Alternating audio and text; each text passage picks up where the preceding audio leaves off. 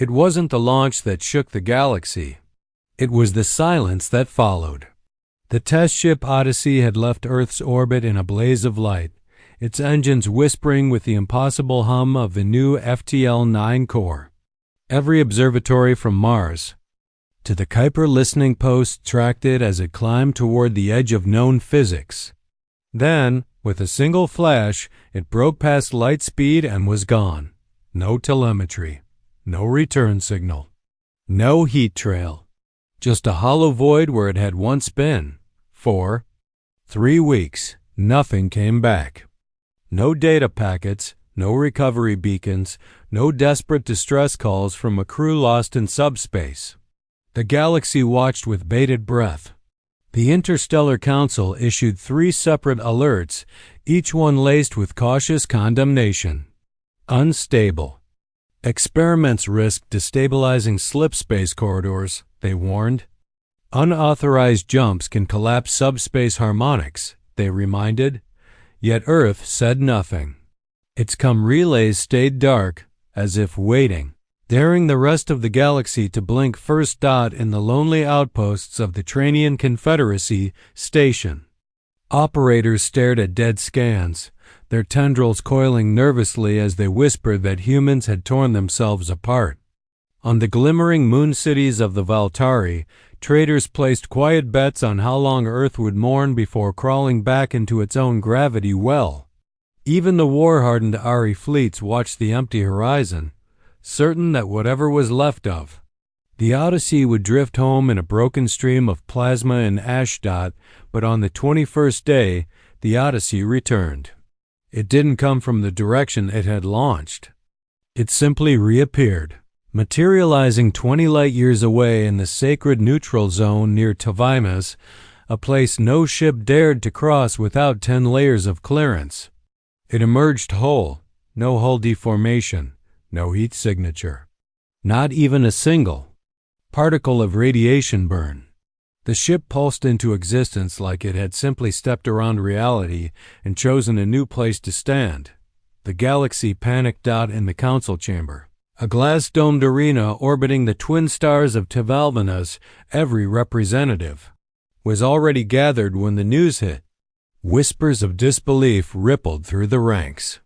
The Valtari high speaker slammed a bony fist against the table, her voice hissing like a razor's edge. They bent the fade, she spat. They forced it open without calculation, without regard for subspace collapse. The elder Carol diplomat muttered something darker. They didn't jump through lanes. They tore them apart. A tear that size could have collapsed half a sector. At the far end of the chamber stood Commander Reev, arms folded behind his back, face as unreadable as the dark between stars. He was not a politician. He didn't wear silks or ceremonial chains. His uniform was scuffed, his jaw rough with unshaven stubble, his eyes the flat steel of a man who'd seen war and had no time left for fear. "The drive worked," he said, his voice low but cutting through the tension. "No casualties, no damage. The Odyssey did what we built it to do." "Built it to defy us," someone snarled. Reev ignored them. He'd fought on too many burned worlds to bow to bureaucrats now. He knew what they feared. Not the jump itself, but what it meant. Humans weren't crawling anymore. They were running far from the council, deep beneath the Greenland ice, Doctor. Lennox stood alone in his subterranean lab, staring at the humming core that had made all of this possible. His fingers trembled against the steel rail as he watched its glow, the quiet thrum of quantum coils singing like a heartbeat. He should have felt victorious. Instead, he felt hollow. This was only the first step, and he knew the galaxy would never forgive him for taking it. Lennox had spent 14 years building this engine. Every sleepless night, every failed prototype, every death in Earth's past had driven him here. His father's shuttle crash, his mother's death during the ration riots. Every time humanity was called primitive, reckless, or unworthy of the stars. He built FTL-9 not for applause but for defiance. Now that defiance was echoing across the galaxy like a drumbeat, Reeve watched the council representative squirm, and he felt it too. The fear. The realization that for the first time in centuries, the balance of power had shifted. Humanity was no longer waiting for permission. Lennox stood in the silence of his lab, his chest tight. Triumph and dread coiled together inside him like two halves of the same storm. He whispered to no one but himself, "This is only the beginning." The council chamber above Twelvanas was a cathedral of tension. Sunlight from the twin stars filtered through the dome, casting fractured shadows across the polished obsidian floor. It wasn't just another meeting. It was an emergency convocation something. The council hadn't called in nearly a century. The last time, an entire star system had been at risk of collapse. Now the threat was smaller but somehow far more dangerous. One human ship, one impossible jump, had shaken the faith of empires. The Valtari High Speaker, an angular figure with glass-like scales and eyes like liquid mercury, slammed a hand on the table. They violated the Enel Accord. No species is allowed to fold open subspace without verified harmonics. Do you even understand what could have happened? A collapse of that size would have torn slipstreams across 4 sectors. Her voice cracked like breaking ice, the sharp hiss of her tongue unsettling the quieter delegates. The humans must be contained before they tear apart what we have built. Across the chamber, the Tranian diplomat shifted uncomfortably. His 4 pupils rotated in unison, tendrils flexing around his data slate as if strangling it. The humans are unpredictable, he said carefully. But perhaps we should not move too hastily. The Odyssey returned intact. That suggests their calculations primitive as they are held true. Calculations? The Valtari High Speaker snapped. Don't be naive. They didn't calculate. They forced it. They broke subspace with brute force. It was a punch, not a glide. A murmur rippled through the rows of delegates, each species reacting with their own quiet brand of fear. The Sarnathi Chancellor, a thin, almost spectral being wrapped in layers of living vines, raised a skeletal hand. What of the Pelin Sector satellites? 4 of them failed within moments of the Odyssey's jump. Do we not see this for what it is? A reckless experiment that threatens every civilization within range. From the far end of the chamber, a gravel-deep voice cut through the noise. It didn't fail. It worked. All eyes turned toward the human representative, Commander. Reeve didn't move at first. He stood with his hands clasped behind his back, shoulders squared, boots planted like he was still on some battlefield. He wasn't here to win friends or soften the fear burning in the alien eyes around him. His uniform was plain, the color of smoke and steel, with a single scar across the sleeve that hadn't been patched. His face was shadowed by a 3-day stubble, his dark eyes unwavering. He looked less like a diplomat and more like a soldier who'd survived too many wars to pretend at civility. He stepped forward, and the floor panels pulsed faintly under his boots. The Odyssey tested the FTL-9 drive. It performed exactly as designed. No casualties, no damage, no drift. We didn't tear anything. We didn't break your subspace lanes. We simply went further than you've ever dared. That's not the point, hissed the Valtari. You bypassed treaties. You entered restricted zones, and you left a warp echo strong enough to short half our sensor nets. Do you even understand the danger? Reeve's expression didn't change, but his voice sharpened. I understand that for centuries, Earth has been treated like a child at the table. We fought our way to the stars with rust and fire while you sat in your ivory orbits, deciding who was worthy. We've waited. We've asked for your tech, your support, your recognition. You gave us nothing but warnings. So we built something ourselves. And now that it works, you call it dangerous. Because it is, the Carroll delegate barked. His carapace clicked loudly as he leaned forward, mandibles snapping. You tore a hole in subspace the size of a moon. If it had collapsed, it didn't. Reeves' voice dropped lower, quieter, but somehow heavier. The silence it carved through the room was palpable. Your satellites failed because your assumptions are wrong. The Odyssey didn't damage subspace. It moved differently. We're not bending space the way you do. We're stepping around it. There was a collective intake of breath, some shocked, some incredulous. To step around space. It was a phrase used only in theoretical physics, a concept dismissed by most council scientists as fantasy. Yet the Terran commander said it like a fact dot in the shadows of a bunker buried beneath the Greenland ice. Dr. Lennox leaned over the glowing heart of the FTL 9 core, watching its pulse beat in a rhythm only he could truly understand. His reflection in the metallic panels looked hollowed out, gaunt from years of sleepless nights and obsessions that would have broken lesser minds. He wasn't celebrating the Odyssey's success. He was calculating the next step. The lab was silent except for the steady hum of the core, a sound that almost felt alive. Lennox's hand hovered over the controls, fingers trembling slightly. It wasn't fear. It was the electric thrill of knowing he had broken something bigger than physics. He had shattered the ceiling of expectation.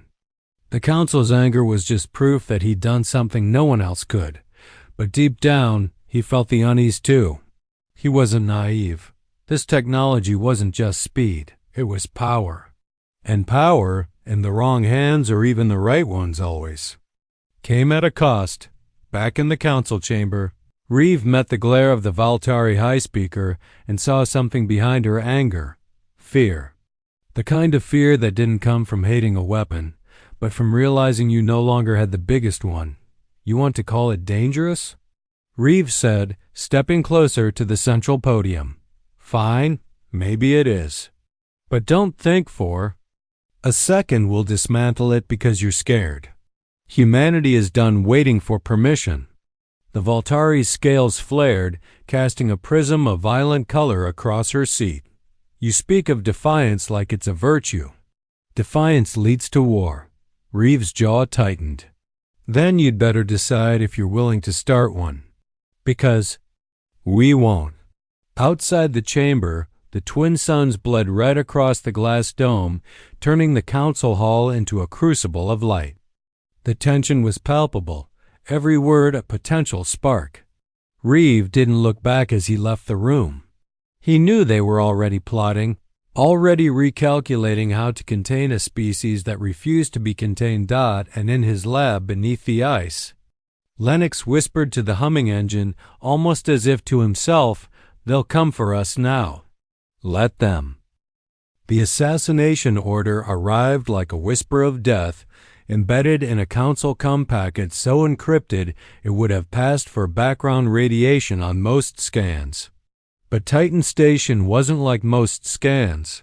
Lieutenant Harris, barely 26, with tired eyes and a mind that never stopped racing, caught the anomaly. He almost ignored it, thinking it was another data misalignment. Then he saw the code header. Red priority. Non-terrestrial origin. Intercept. Project FTL-9. Target. Dr. Marcus Lennox. Termination authorized. For a long moment, Harris just stared at the screen. He wasn't a soldier. Not really. He joined Terran Orbital Command because he wanted to map quasars, to chart the silence of deep space, not to read kill orders. Signed by some alien council that claimed dominion over the stars. His throat tightened. They weren't just planning sabotage. This was assassination and act of war. He felt cold sweat bead on the back of his neck as his hand hovered over the alert key. If this was real, if he pushed that button, every covert ear in the galaxy would hear Earth scream. Instead, he sent a single encrypted ping down to Europa Station, where the Vanguard, The second FTL-9 test ship was being prepped for launch. Icy corridors beneath Europa's surface were alive with activity.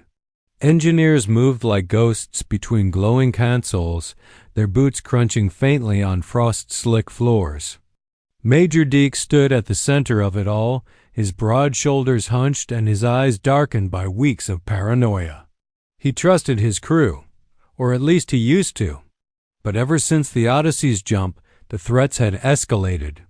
Council Black Ops weren't rumors anymore, they were probabilities. Dr. Lennox didn't even look up when Deke stormed into the control room. His focus was locked on the shimmering FTL core inside Vanguard's engine bay. The reactor hummed, its pulse low and steady like a giant's heartbeat under the ice. "They're coming for you," Deke said, voice low but edged like a blade. Lennox adjusted a calibration node with delicate precision, as if the news was irrelevant. "I assumed they would." "No, you don't understand. This isn't politics anymore. I intercepted chatter from Titan Council ops are moving now, not just sabotage, termination." Deke's tone cracked, and that alone made Lennox pause. He turned slowly, his pale face illuminated by the core's blue glow. "So," Lennox said softly, "they finally stopped pretending. You don't sound surprised." "I'm not. This was always going to happen. When you break the rules, the ones who wrote them try to kill you." He stepped closer to Deke, his eyes sharp and almost fevered. "That's why I built the FTL-9. Not to escape, to survive." 2 hours later, Commander Reev's ship Mistral burned through Europa's frozen sky like a knife cutting shadows. He hadn't planned to return so soon, but Harris's message left no room for delay. When the docking clamp sealed with a hiss, he came down the ramp in full field gear, the sidearm at his hip a clear sign that diplomacy wasn't on his agenda. "Where's Lennox?" Reeve barked. Deke, leaning against a railing with his arms crossed, straightened immediately. "In the core chamber. He hasn't slept in 3 days." "Then wake him," Reeve said, moving past him without waiting for an answer. The core chamber was vast, its ceiling lost in a haze of vapor. FTL-9's quantum rings pulsed with a mesmerizing ripple of light, like frozen lightning locked in orbit. Lennox was standing in front of it, running his hand along the edge of a diagnostic console as if the machine itself were alive. "You're late," Lennox muttered without looking up. "I was busy telling the council to shove their threats." Reeve replied. He stopped beside the physicist, his gaze sweeping over the engine. "They've moved beyond threats." "You're marked," Lennox smiled faintly. "Good. That means they're afraid." "Afraid?" Reeve stepped closer, his voice lowering. "This isn't fear. This is war in the dark. They won't come at you with fleets. They'll come with knives, drones, viruses. You built something too powerful, Lennox. They'll burn everything to keep it out of your hands." "The scientists." Jaw tightened, but his eyes never left the glowing rings. "Then we don't give them the chance. We launch the Vanguard." Reeve exhaled sharply. "Now? You want to provoke them while they've got assassins breathing down our necks?" "No," Lennox said calmly. "I want to show them what happens when they push us." "You saw their faces, Reeve. You know what terrifies them. Not that we can jump faster. That we can jump anywhere. Security sweeps doubled that night. Deke personally checked every access log, every coolant valve, every maintenance bay for sabotage. He found nothing, which meant the threat was closer hidden among them. The paranoia was like a weight on every engineer's shoulders. Every glance a silent accusation. At 0100 hours, Reeve and Deke found the first clue, a small transmitter buried deep inside the AI server bay. It was thin, almost elegant, tucked beneath a coolant conduit where no one would think to look. When they tried to disable it, the device pulsed once and died. Reeve swore under his breath. "Signal's out. They know. Deke's hands clenched into fists. Then they're coming. Reeve turned to face him. Then we launch before they arrive. By morning, the Vanguard's launch bay was bathed in crimson warning lights. Engineers moved with grim efficiency, checking and rechecking every sequence. Lennox stood by the primary console, eyes bloodshot but gleaming with a mix of triumph and fury. "You sure this is stable?" Reeve asked as the hum of the engines deepened. "No," Lennox admitted, "but it's necessary." Reeve nodded once. "Then let's make history again." The countdown began. 10, 9. The air inside the bay was thick with tension. Outside, the stars waited like silent judges. 8, 7. Reeve's gaze swept over the crew. These weren't soldiers. They were builders, dreamers. But they all understood what was at stake. 6, 5. Somewhere beyond the horizon of Jupiter's storms, the Council's operatives were already closing in. Too late now. 4, 3. Lennox whispered to himself, his voice almost lost in the hum. "Let them come." 2. 1. The Vanguard vanished into folded space with a flash that barely lit the ice, leaving nothing behind but the echo of defiance. The void above Europa was deceptively quiet, a perfect black canvas that hid the truth. The Vanguard had just done what no other vessel in the galaxy dared attempt. It wasn't just the jump itself, it was the way it jumped. No slipstream harmonics. No subspace decay trails, no telltale flashes of heat or radiation.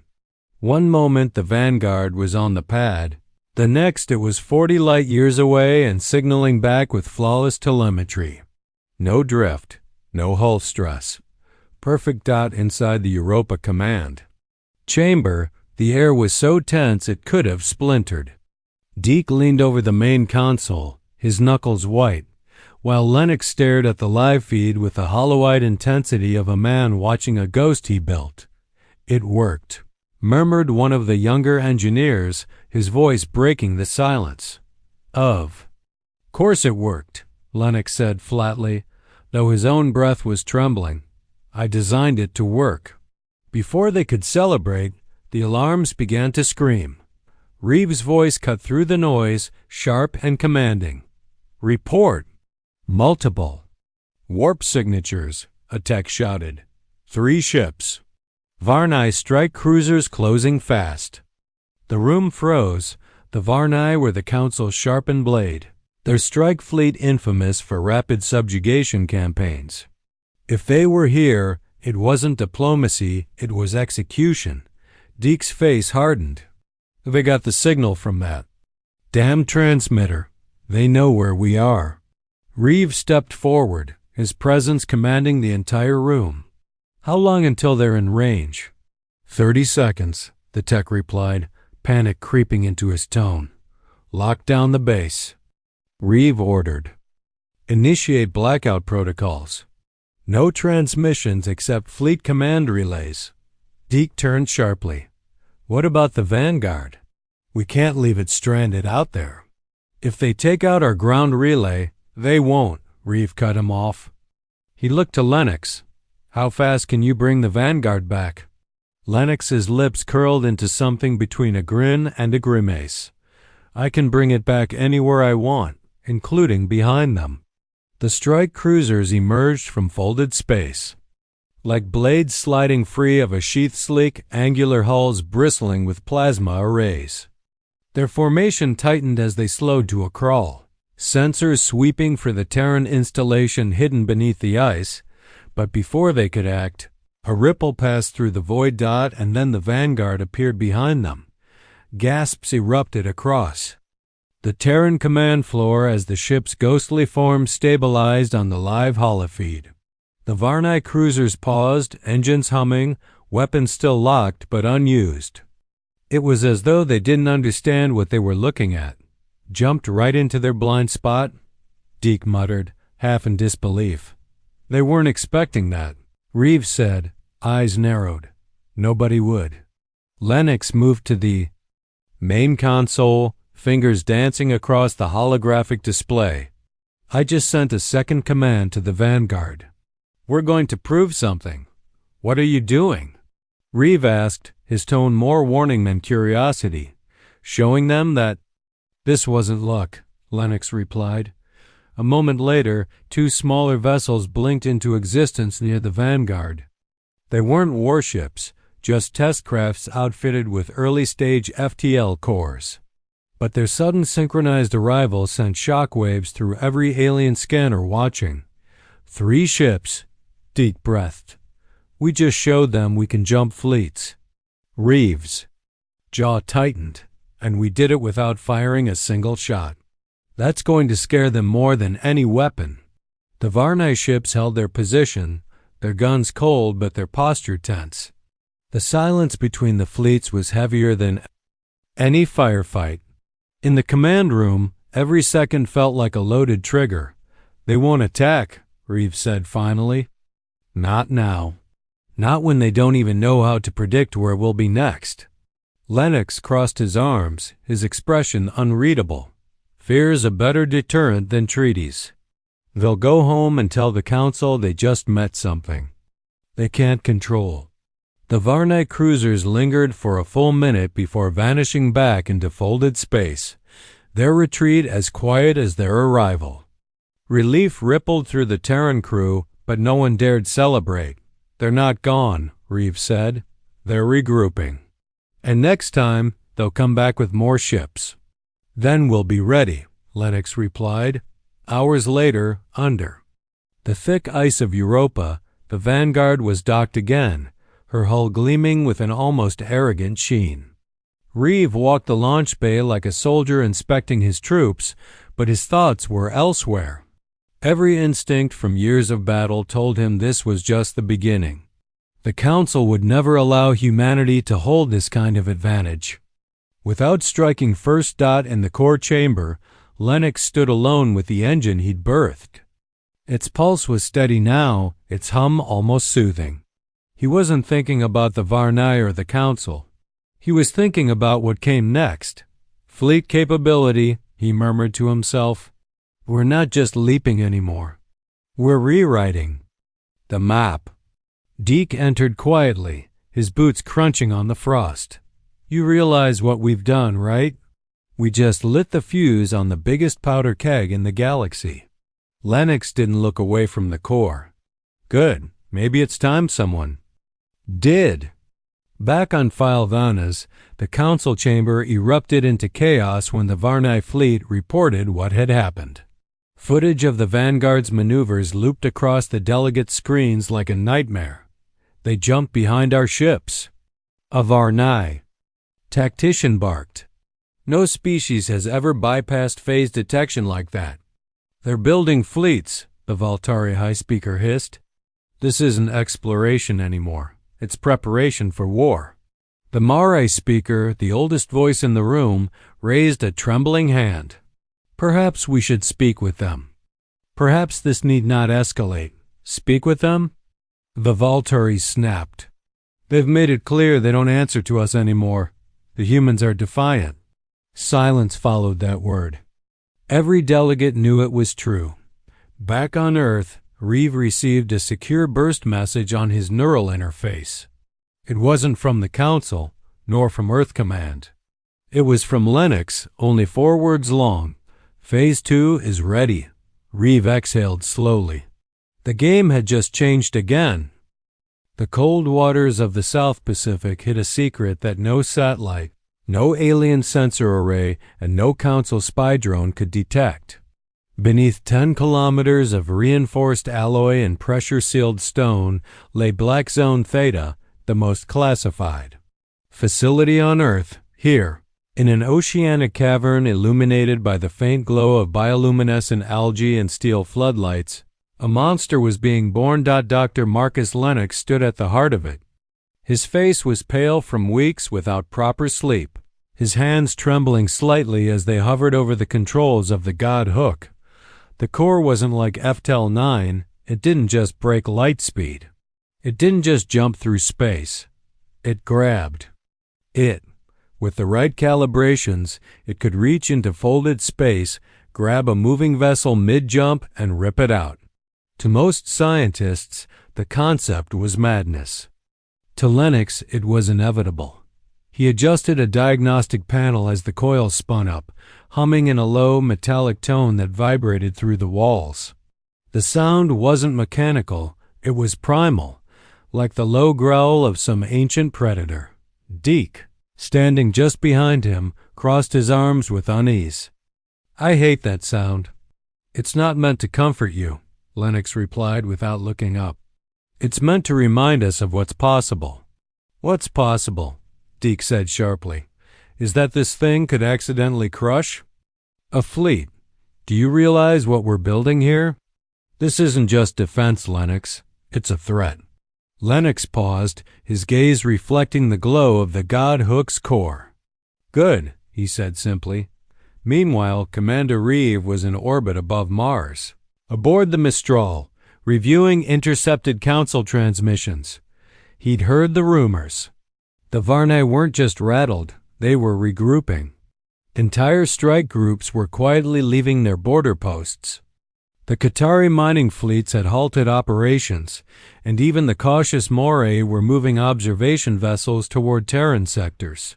Reev knew the signs. This was no longer diplomacy. This was the silence before war. He activated a secure channel. "To Lennox, how close are you?" Lennox's voice crackled through the comm, steady but with a hint of exhaustion. "Close enough to break a god's neck if we have to."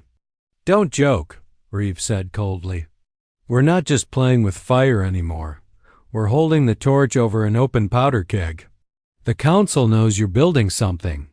They'll strike before they let this go too far. Then, we finish before they can," Lennox said. "Let them try to come for us. I'll drag their fleets out of the stars and erase them from reality." Reev didn't respond immediately. He knew Lennox meant every word. On Philvanas, the Council was already burning with panic. In a chamber filled with light from the twin suns, delegates reviewed holofootage of the Vanguard's maneuvers. They'd seen it jump behind Varnai cruisers, appear without phase echoes, and vanish just as easily. It wasn't just speed. It was dominance. "This ends now," the Voltari high speaker hissed. Her scales rippled with iridescent anger. "We cannot allow the Terrans to develop this further. If they can reach our fleets before we detect them, what prevents them from attacking our worlds next? They've shown no intent of aggression," murmured the Morai speaker. "Not yet," the Voltari snapped. "But history speaks. Humans don't climb to new heights without someone's bones beneath them." The room murmured in uneasy agreement. Plans for a first strike were already on the table. Hours later, in Black Zone Theta, the first live test of God Hook began. Lennox's fingers flew across the holographic interface, adjusting variables while Deke monitored the power readings.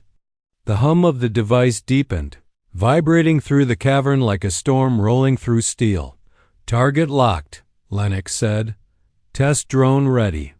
The drone, a small, unmanned craft in high orbit, initiated its FTL jump. Within seconds, its signal blurred, slipping into folded space. "Engage," Lennox ordered. The core pulsed once. A deep, resonant shockwave tore through the room, and the drone's signal snapped back into real space. Its hull plating was dented and smoking, but it was there dragged mid-jump, forcibly returned. Deke's mouth went dry. It worked. Lennox's smile was thin. Of course it did. By the end of the day, 3 Council relay nodes had gone dark. No warnings, no explosions, just gone. The Council didn't realize what happened at first. Then data analysts began piecing together the residual phase distortions. "It's not a weapon we understand," said a Sarnathi intelligence officer, her voice tight with unease. "The Terrans have found a way to collapse subspace pathways. Themselves. They're not just faster, they can delete us." The Voltari high speaker stood. Then we will respond with the Eclipse Armada. The words sent a ripple of fear through the chamber. The Eclipse Armada hadn't been deployed in 400 years. It wasn't a fleet. It was a warning from the Council's darkest age, a collection of super dreadnoughts capable of cracking planets. When Reeve got the report of the Armada's mobilization, he didn't flinch. He stood on the observation deck of the Mistral, staring out at the starfield, and called Lennox. "They're coming," he said flatly. "I know," Lennox replied. "You ready?" "Not yet, but I will be." Reeve nodded to no one but himself. "Then this is where it begins. No more hiding. No more begging for scraps. We show them why they should have feared us all along." The line went silent except for the low hum of engines. Far below the ocean, the Godhook pulsed again, as if sensing the storm that was about to break. The Eclipse Armada was moving. Every sensor array from Saturn's outer relay to the cold moons of Kepler lit up with its approach. It wasn't like watching a fleet. It was like watching a storm of iron and fire devour the stars. 79 warships, each the size of a small city, folded through space in perfect silence. Their hulls gleamed with the burnished armor of an empire that hadn't lost a war in 10,000 years.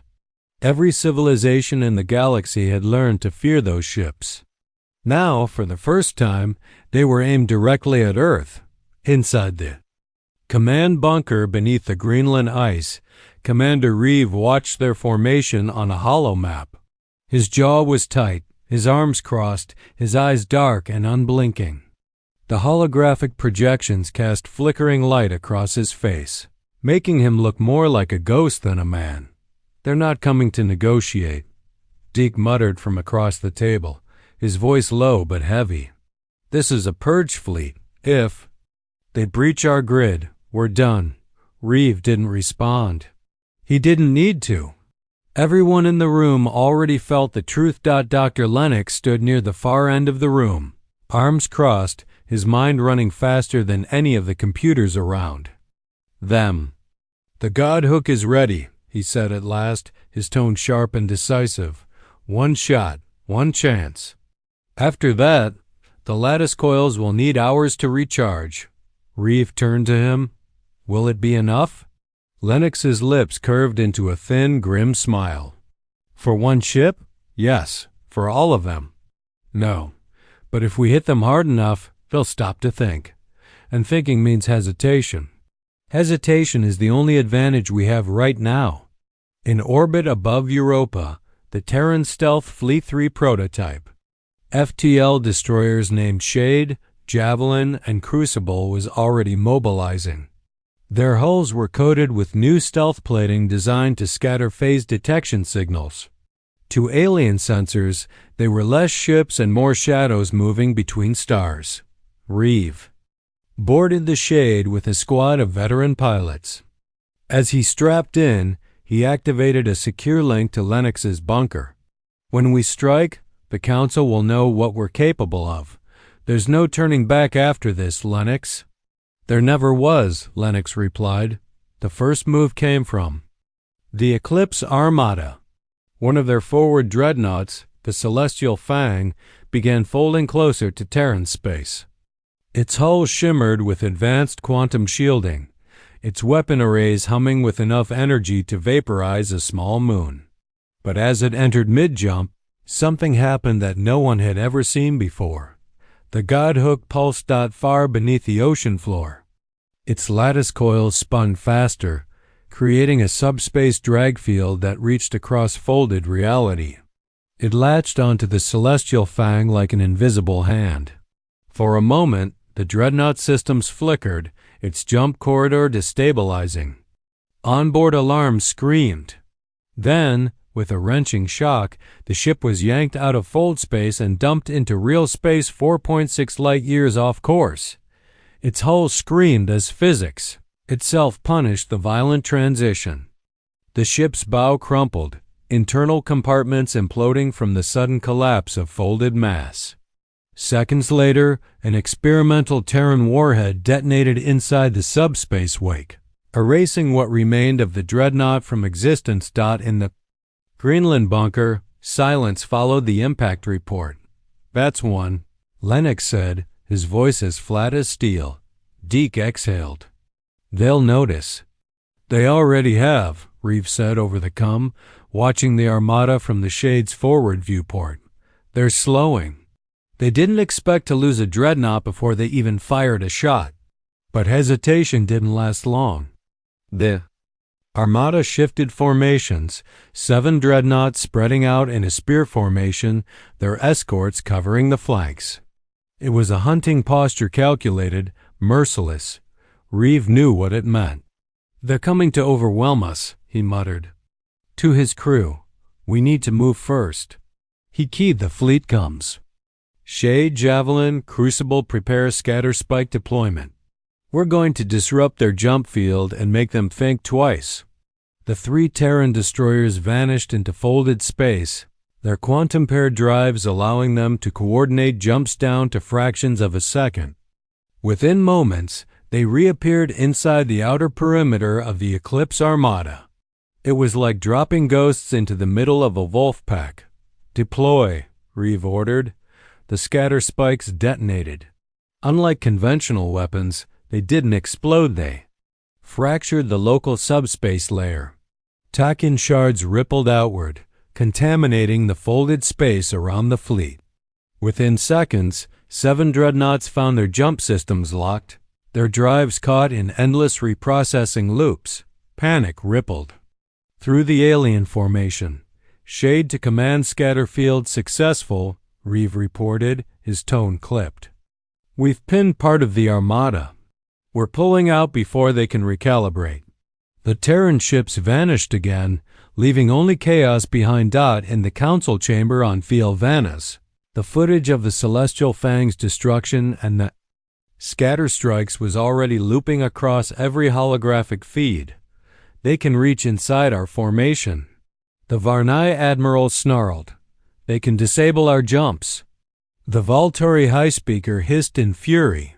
"We face a predator that hides." In the dark, this isn't war, it's humiliation. Back on Earth, Reeve docked the Shade with the Greenland base. The crew greeted him with silent salutes, the weight of their success tempered by the knowledge of what was coming next. "We just bought ourselves time," Reeve said to Lennox and Deke in the war room. "But that's all it is, time. They'll come back smarter, stronger. They'll adapt." "Then so do we," Lennox replied. His eyes gleamed with something dangerous, something brilliant. "The Godhook is just the beginning. I've been running new models. If we scale the lattice array, we could lock entire sectors of subspace. We could trap fleets before they even launch." Deke looked uneasy. "That's not defense anymore. That's domination." Lennox didn't deny it. At that moment, a secure burst transmission came through from Terran intelligence. Reeve read it once, his expression darkening. "They're not just sending fleets now," he said. "They're sending her." "Her?" Deke asked. "The Widow Star," Reeve said, almost whispering the name. "Teal'c, the Council's deadliest operative. If she's moving, it means they've stopped thinking about fleets. Now they're coming for the source." Lennox's gaze hardened. "Then we move first. We protect the Godhook at all costs. If they take this from us, humanity is finished." Far beyond Earth, hidden in the cold silence of the outer dark, a single shadow moved. Teal'c's black strike ship left no trail, no light, no heat. She wasn't coming to negotiate. She was coming to erase. And the countdown to the next war had just begun. The stars over the outer dark shimmered with unnatural turbulence. The Widow Star, Teal'c's infamous strike vessel, prowled through the silence like a predator, its black hull nearly invisible against the void. On board, Teal'c stood before a floating hologram of Earth's fleet positions, her obsidian eyes reflecting streams of encrypted Council data. She wasn't coming with fleets or treaties. She was coming to cut the heart out of humanity's rebellion. The Godhook died deep beneath the South Pacific. The Godhook pulsed like a dormant volcano. The cavern shook faintly as the lattice coils charged, each pulse resonating with a frequency that bent subspace like ripples on water. Dr. Lennox stood in the heart of the control room, fingers splayed across the hollow interface, eyes fixed on cascading diagnostics. 70% lattice stability, an engineer reported nervously. Any more power and we risk tearing the subspace anchor apart. We don't have a choice, Lennox snapped.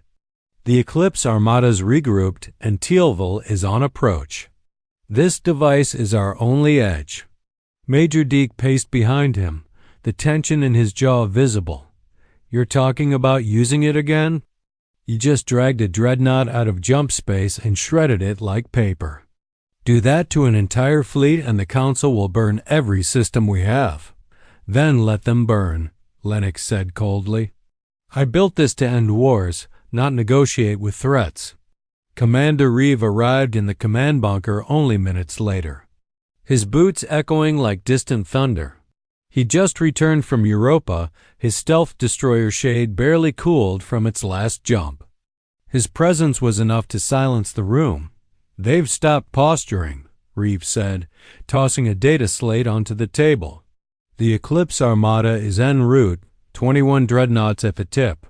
Tealville's black ship is moving ahead of them, probably to sabotage the Godhook before we can use it again.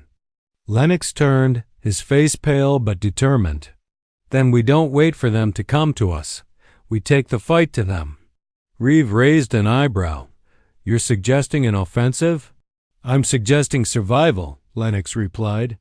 If we let them dictate the terms, we're finished.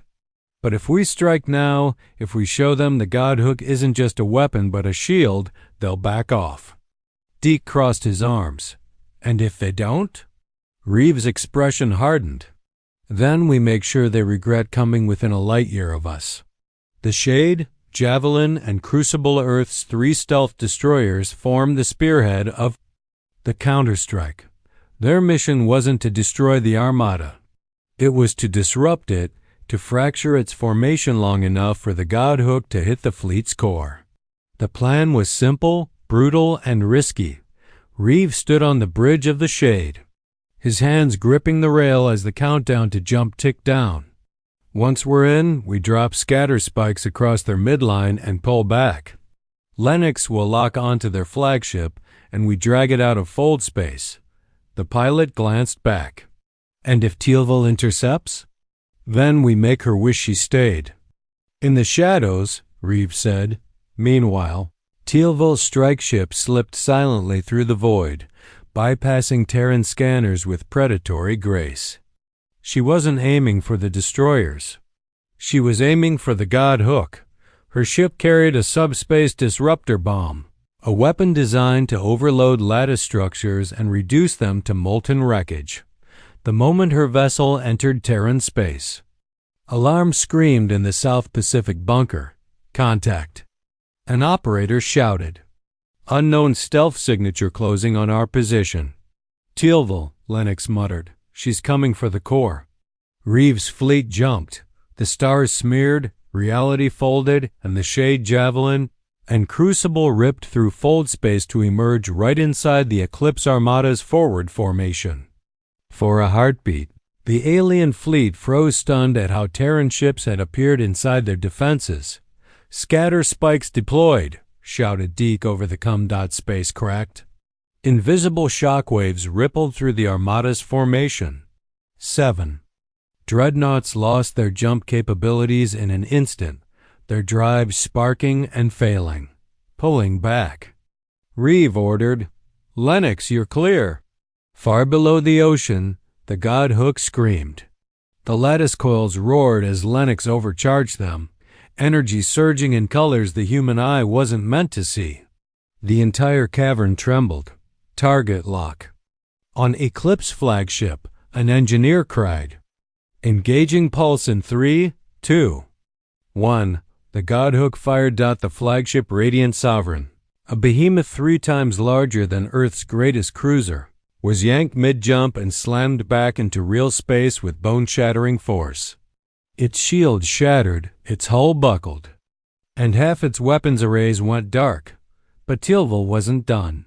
Her black strike vessel cut through the Terran defense grid like a knife, deploying swarms of drones toward the Godhook's bunker.